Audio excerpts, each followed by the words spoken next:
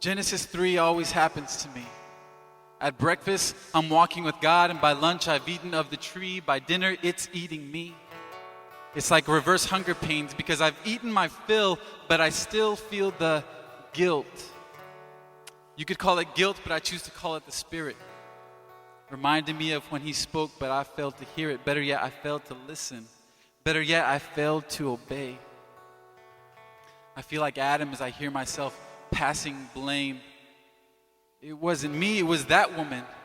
And the way she wore that shirt and that skirt. How could I help it if she's a flirt? It was that dysfunctional family full of dysfunctional personalities. It was that teacher teaching that worldly fallacy. It was that MTV making bad music and even worse role models. How can I help it if I chose to follow? It was that church and that preacher asking for money from all the sensitive seekers. It was that fruit that you gave to me, God.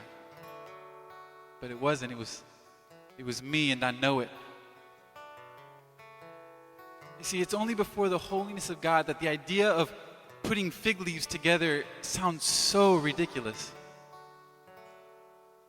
For I suddenly see that I'm underdressed for this occasion. For how could I stand in the presence of a God so holy and amazing? So I begin to unpack my trophies and awards, my shiniest of things that on earth would make men sing. I unpack my generosity and my charity and all of my love, but no matter how much I present, it is never enough. I'm exposed. I'm undone for all that I am and all that I lack. For at the foot of my God, my righteousness is as rags. And when it seems like all hope is lost, for Genesis 3 has racked up too high a cost, God writes to me the most beautiful of songs. And it is more beautiful than I could imagine. It is more powerful than any excuse I could make. He writes to me the verses of Romans 8.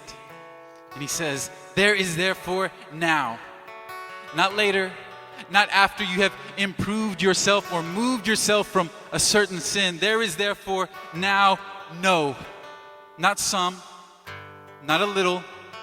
It is everything in your past, your future, and your middle. There is therefore now no condemnation. There is therefore now no condemnation for those who are in Christ.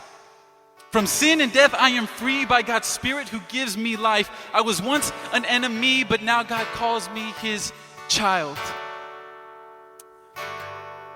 And so now I'm no longer under Adam's curse.